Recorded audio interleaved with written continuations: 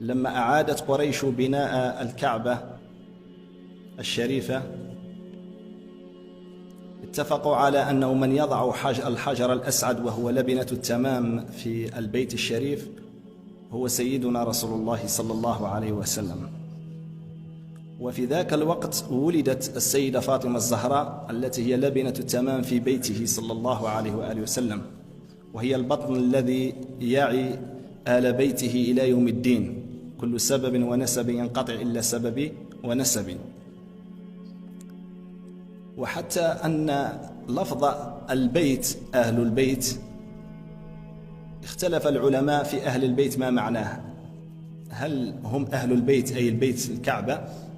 لأنهم هم الذين كانوا قائمين على خدمتها،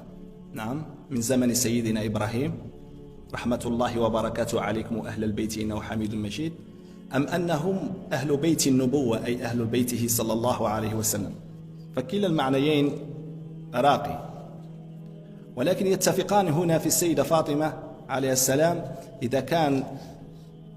المعنى أنهم أهل بيته صلى الله عليه وسلم الخاص فالتناسب ظاهر، أما إذا كان أهل البيت التي هي البيت الشريف الكعبة الشريفة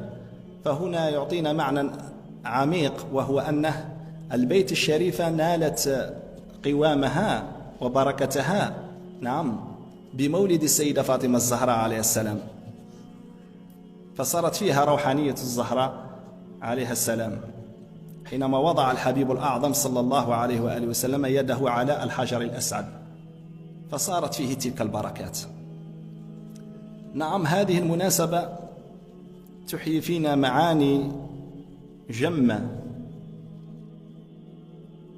وهي بالدرجة الأولى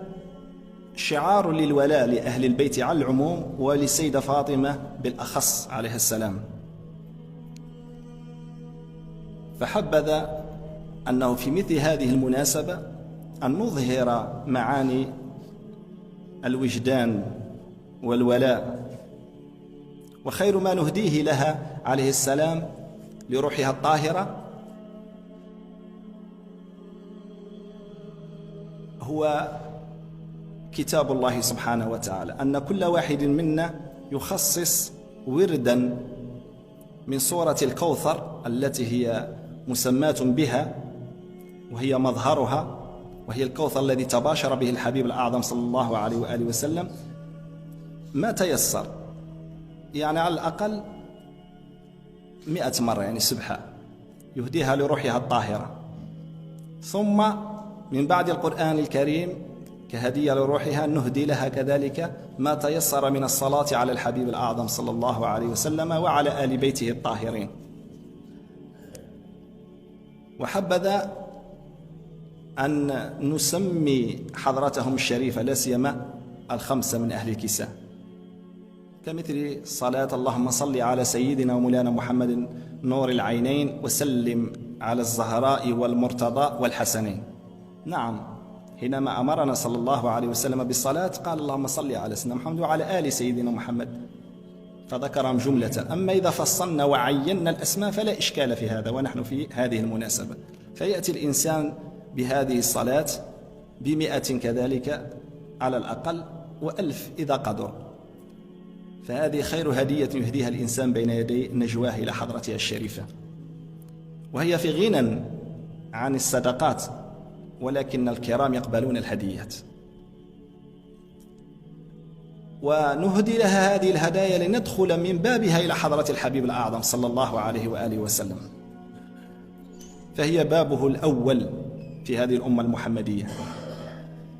ولها الإشارة في كونه صلى الله عليه وآله وسلم كان إذا أراد السفر آخر عهده بها، وإذا دخل كان أول عهده بها.